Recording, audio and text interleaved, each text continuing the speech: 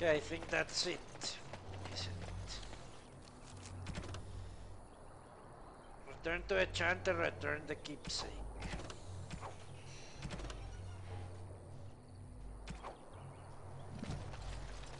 That will be it for loathering things. That wasn't so bad. But obviously this is what amounts to a speed run for me.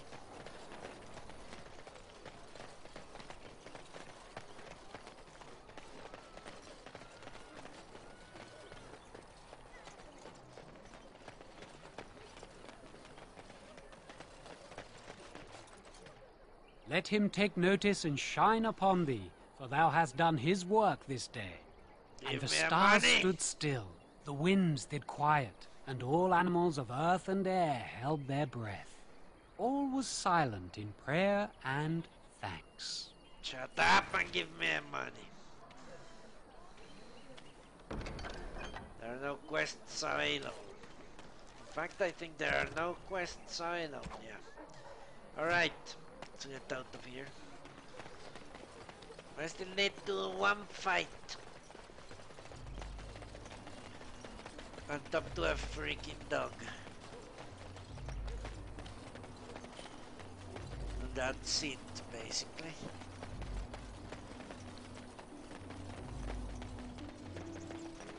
I did more the other time, but that I will play. Oh, it was not that much fighting in Hound Heath, but I decided that I will leave. I'll leave the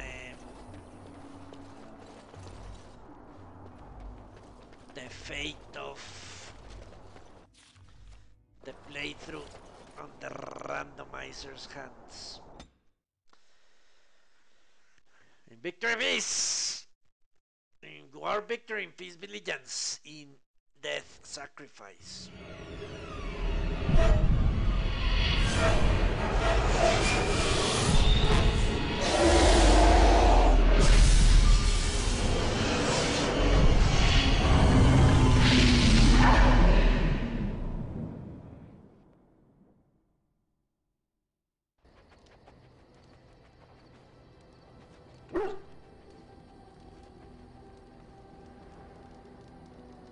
Bad dreams, huh? Holy shit, this changes things.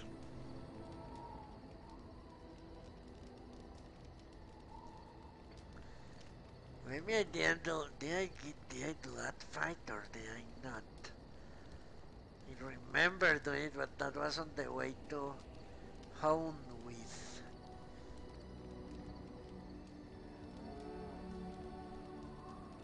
Okay, yeah, maybe I can do it quickly. Let's do this. Why are you buying me? I'm fine. It's just that you were shouting in your sleep, loud, and not in a good, this is private way either.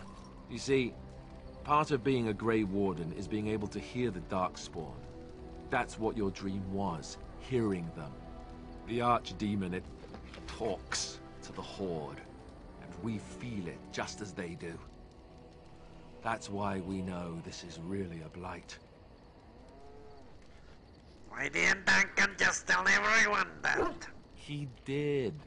He said he felt the Archdemon's presence. Everyone just assumed he was guessing. It takes a bit, but eventually you can block the dreams out. Some of the older Grey Wardens say they can understand the Archdemon a bit, but I sure can't. Anyhow, when I heard you thrashing around, I thought I should tell you. It was scary at first for me, too. I'm not frightened. I screamed like a little girl. Duncan said he thought I had someone in my room. Not embarrassing at all. Anyhow, you're up now, right? Let's pull up camp and get a move on. Yeah, maybe.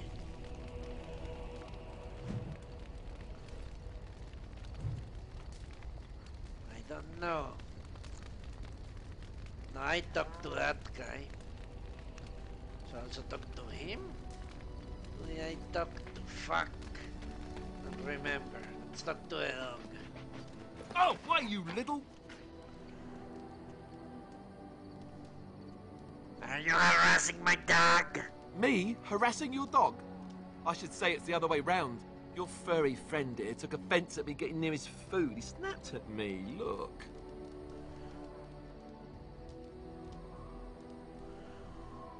It was just a warning. He could have taken your hand off. Don't you think I don't know it?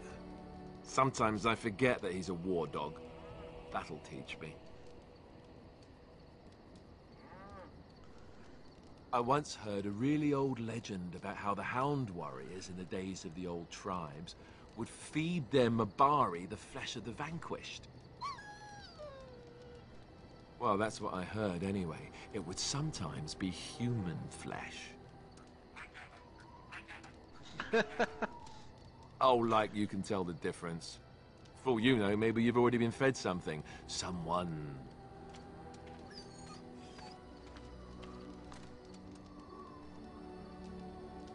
If you had and didn't know it, was probably tasty.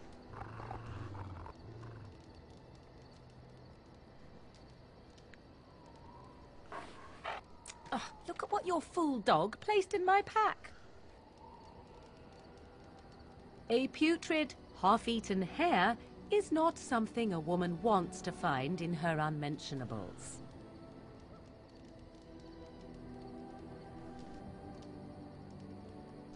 Why doesn't he share his food with me? You are welcome to this if you really want it. The dirty mongrel can have this back. There. And tell him not to do it again. Don't do it again. You're a war dog, not a nurse, mate.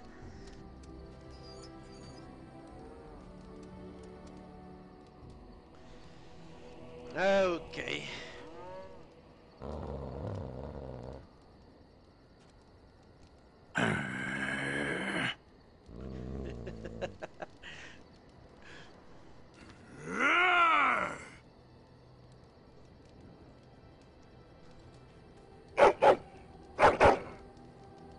You are a true warrior and worthy of respect. It's a fucking dog.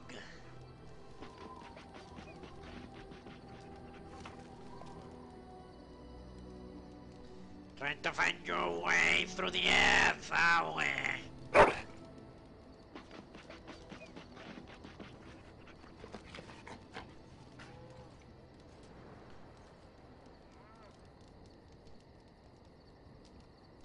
It's going to take some time, you know.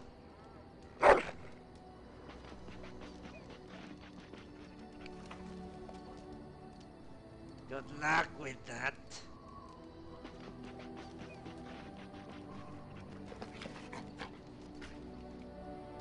Fucking dog.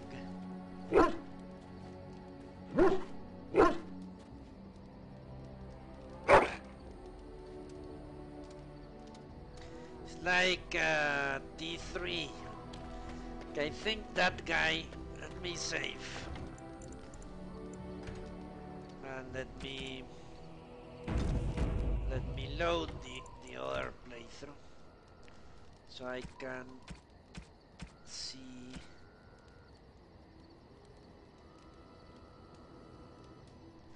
It was the last thing I did that time.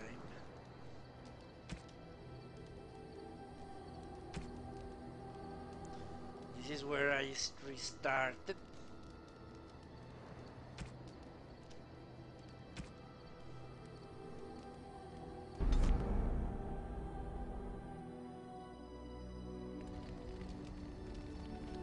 That guy, neither him nor him. So I still need to talk to those two. Let's do that.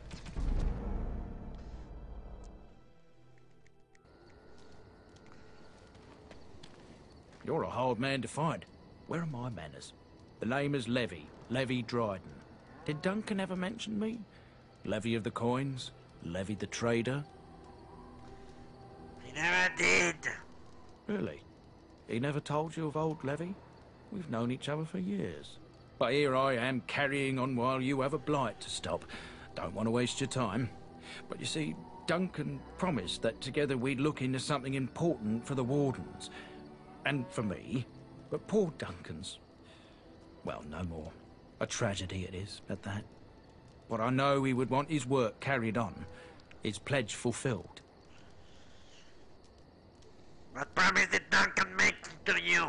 My family, well, past a bit checkered to see. Nobles look at us with disdain.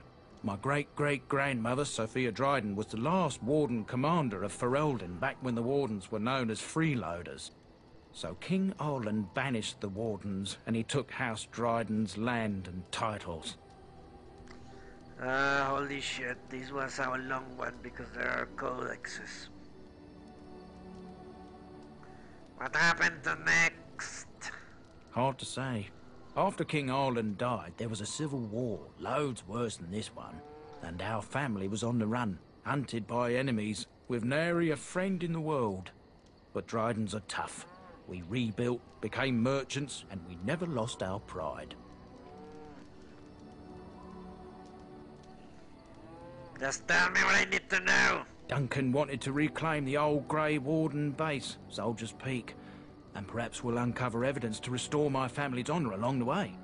Nobody's been to Soldier's Peak since the Grey Wardens were banished, but I found a way. They say it's haunted, and it's certainly dangerous. Will you help me?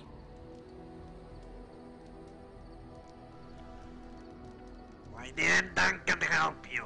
Darkspawn surfaced in southern Ferelden, and Duncan got plenty busy recruiting new Wardens and meeting with good King Cailan. Duncan said he would help after the Battle of Ostagar. Said there might be useful things at the peak, but he never had the chance. How will reclaiming the peak help me? Soldier's Peak is strategic and symbolic importance. Duncan said that it would be worth it right there. He also hoped to recover lost Warden history and perhaps a few old relics. No one knows what's up there now.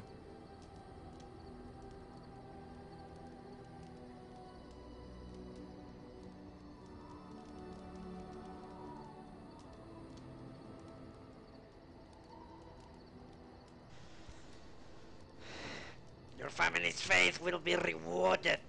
I'll help you. 1,000 blessings upon you, Warden. I'll mark down the location on your map. When you arrive, we'll pick our way through the tunnels together.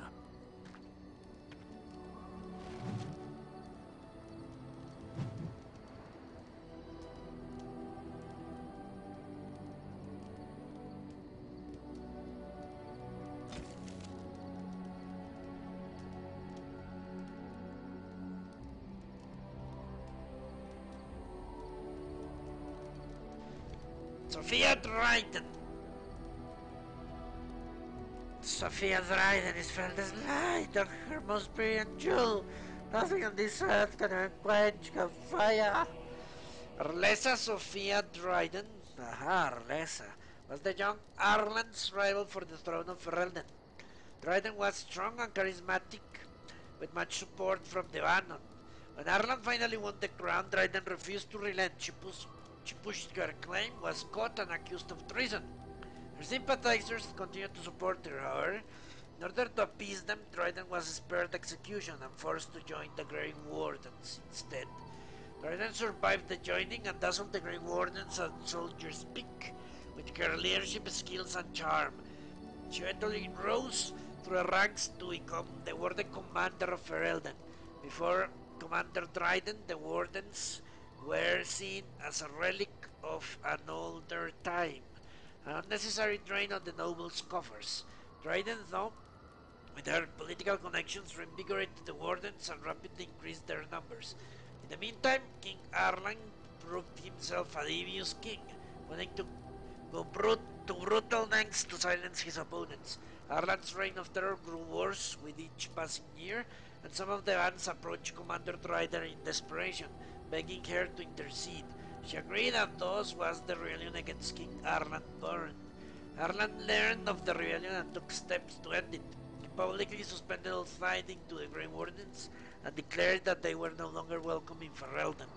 Some of the Wardens, mindful that they were supposed to remain politically neutral, felt disgraced by Dryden's involvement in Ferelden politics and left her side, even as the king's forces laid siege to Soldier's Peak. The siege took months and ended with the death of Sophia Dryden. taken from the personal files of Levi Dryden.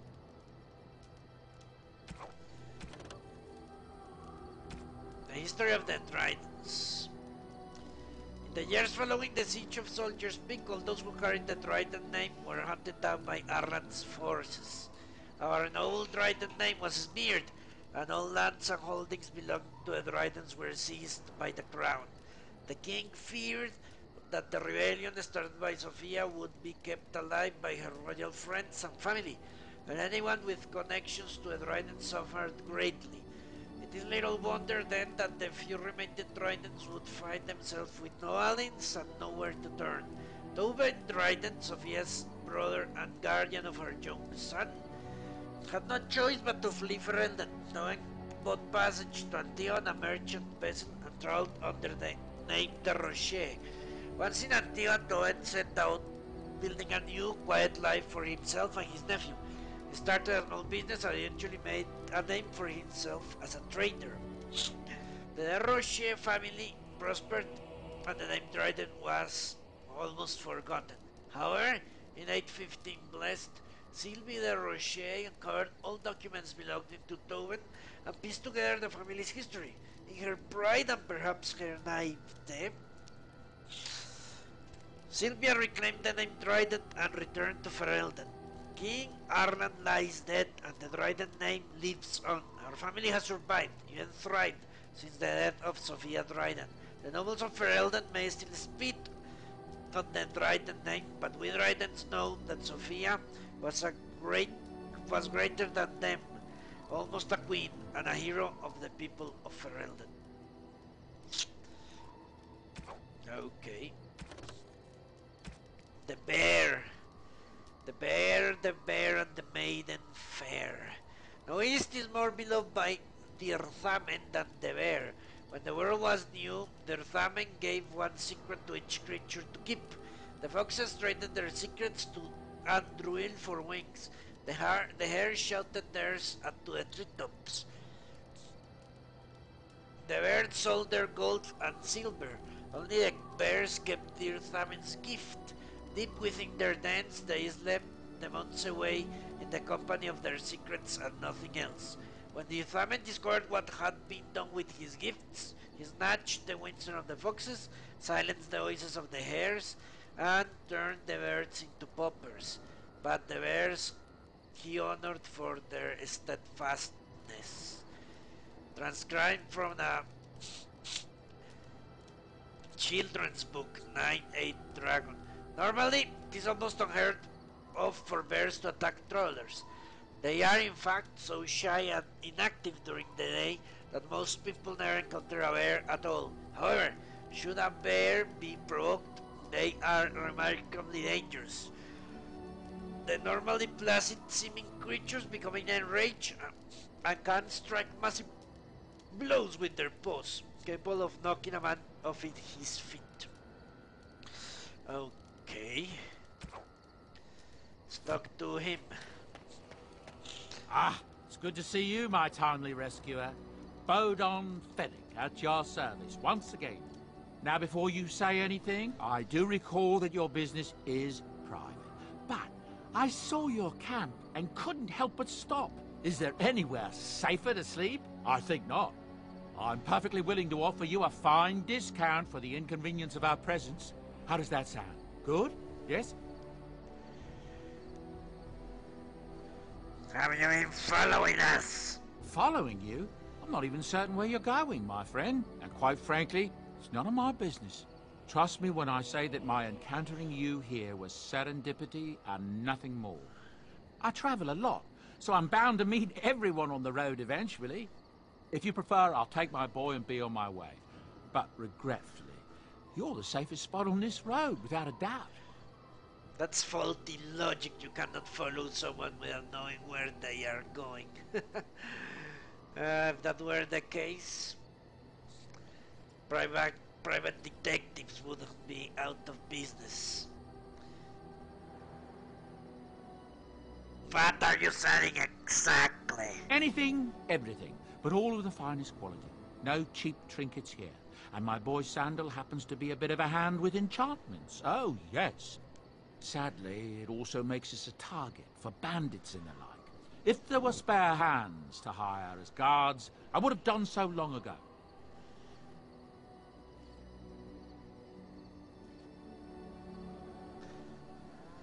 You're free to stay, just mind yourselves. I'm sure you'll be pleased with the goods my boy and I have collected, and with your discount. Fuck, doesn't matter. The boy. Hello. The boy's a bit simple, but he's rather good with enchantments. One of those tranquil fellas actually called him what was it now? A savant. I had no idea such a thing existed. What enchantments does he do? He can fold lyrium into almost any weapon or piece of armor, though naturally some of the more extravagant materials will take more lyrium than others. It's a process that some of the master smiths back in Orzammar will perform, but my boy here is just as adept at it. Isn't that right, boy? Enchantment! And there you have it. Farewell.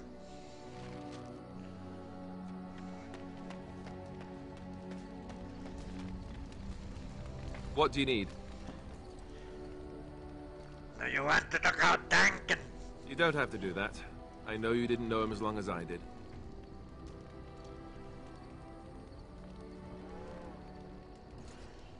Good. I don't want you falling apart again. Don't worry. So long as we're looking at taking down that bastard Loghain, I won't be losing any sleep at night. And thanks for the warm concern. For a moment there, I thought you might actually have cared. That face. Crazy What do you need? Face. I would like to ask you something. Ask away. What can a Templar do exactly? Essentially, they're trained to fight. The Chantry would tell you that the Templars exist simply to defend. But don't let them fool you. They're an army. The other main purpose for a Templar is, of course, to hunt mages.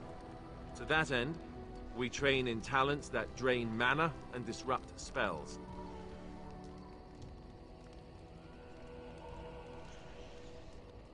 So, Templars use magic themselves. You could call it that, sure. The Chantry doesn't look on it the same way, however, since really our talents only work on mages. Against a regular person, I'm just a guy in a metal suit.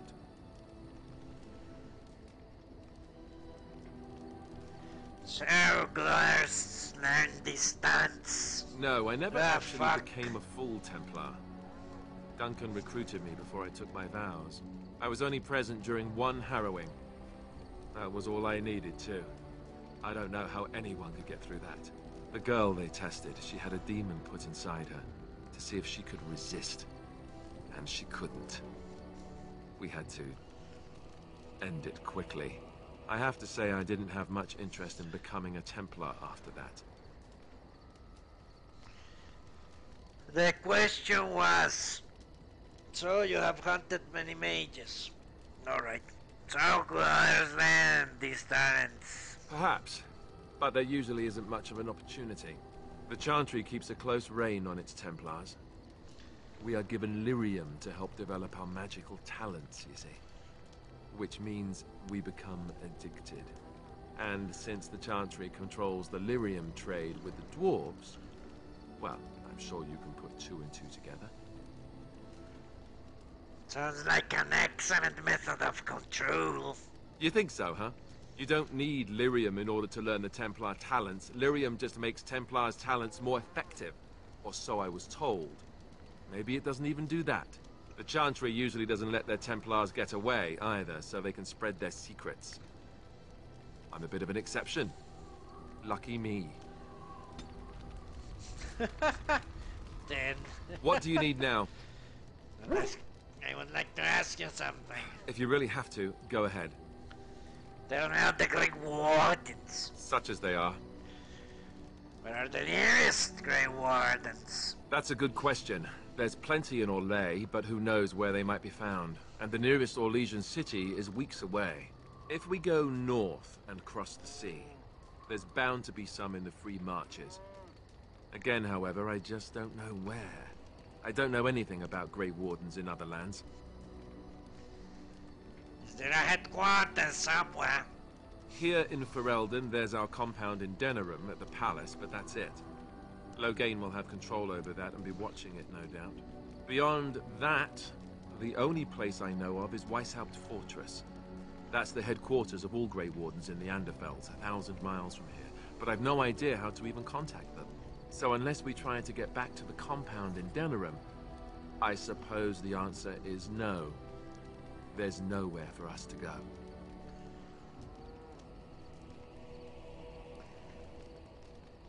So what happens now that there's just the two of us? I imagine that eventually the Grey Wardens outside of Ferelden will wonder what's happened.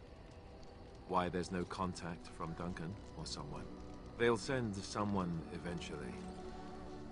Though who knows what Loghain's people in Denerim will tell them. Maybe they won't send anyone. We could try to contact them. But that would mean leaving Ferelden, and even if we did, they couldn't come back with us in time to stop the Blight. So that means whatever happens, it's up to us. What would happen if we just left? Just left? You mean just left Ferelden? I don't know. If there's an archdemon, however, we're supposed to be the only ones who can defeat it. And that means the Blight would grow unchecked. Eventually, other Grey Wardens in Orlais and other lands would hear about it, and they would come to fight it, but they wouldn't come in time to save Ferelden. There's no way. I'm not going anywhere. I have no more questions. About the Grey Wardens, anyhow. Fair enough. What do you need now? Questions answered. If you really have to, go ahead. So how did you become a Grey Warden? Same way you did. You drink some blood, you choke on it, and pass out. You haven't forgotten already, have you? If you don't want to answer, then say so. I never meant it that way. Don't be like that. Let's see. I was in the Chantry before. I trained for many years to become a Templar, in fact. That's where I learned most of my skills.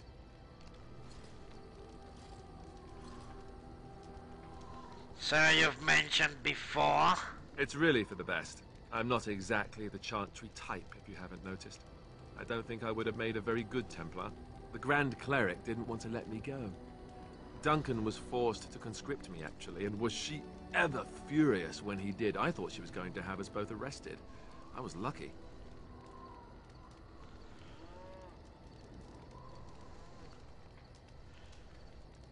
Why did the Grand Cleric want to keep you? I wondered that myself.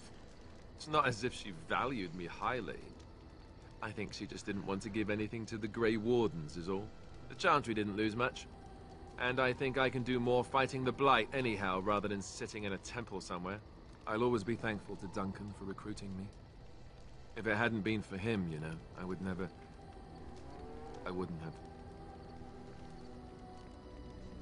Don't start crying again, please. Yes, you're right. I should be angry for what happened to him, not sad. I shouldn't forget what Loghain did. Come on, let's go. I think I'm done talking. But I'm not. What do you need now? Questions answered. If you really have to, go ahead. So, you said these are even raised you, apparently. Oh, did I say that? I meant that dogs raised me. Giant slobbering dogs from the Anderfells. A whole pack of them, in fact. That would explain the smell. Well, it wasn't until I was 8 that I discovered you didn't have to lick yourself clean. Old habits die hard, you know. That would explain the breath as well. And my table manners, too. Though, come to think of it, they weren't all that different from the other Templars. Or did I dream all of that? Funny the dreams you'll have when you sleep on a cold, hard ground, isn't it?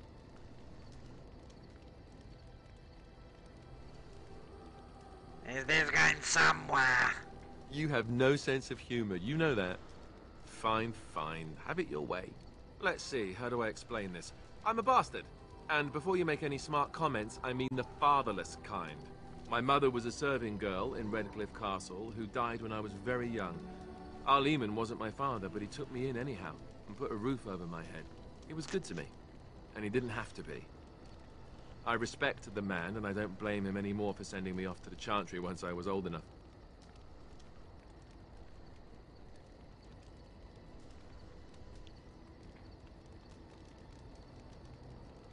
But you blamed him, then. I take it. I was young and resentful and not very pious.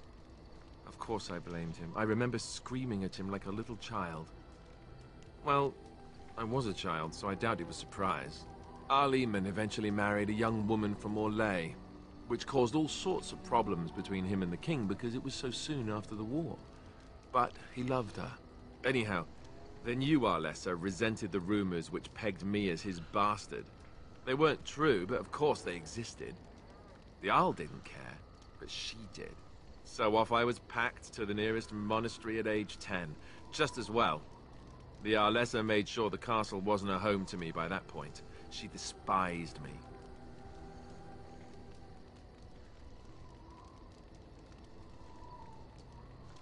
That sounds like a bunch of whining. I suppose you're right. I wasn't raised as the Arl's son, though, if you're picturing that. I slept in hay, out in the stables, not on silk sheets. I remember I had an amulet with Andraste's holy symbol on it. The only thing I had of my mother's. I was so furious at being sent away, I tore it off and threw it at the wall and it shattered. Stupid, stupid thing to do. The Arl came by the monastery a few times to see how I was, but I was stubborn. I hated it there, and blamed him for everything. And eventually, he just stopped coming. And you think he will help us? I think so, yes. This news we've heard about him being sick disturbs me, though. I wonder if we won't discover that Loghain has come to the same conclusion as we have. Anyway, that's really all there is to the story. Codex. The Arrow's wife Isolde suspected the reason her husband took an interest in the welfare of the servant's child was that Alistair was Eamon's son. So she insisted that the boy be sent away to a chantry.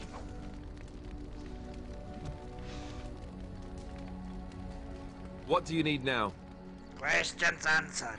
If you really have to, go ahead. Never mind. Holy shit, we did it. This is where the other video started. Somewhat. Yeah, somewhat like this. So give me a second and I will restart the stream, do the loading, and I think that will be it.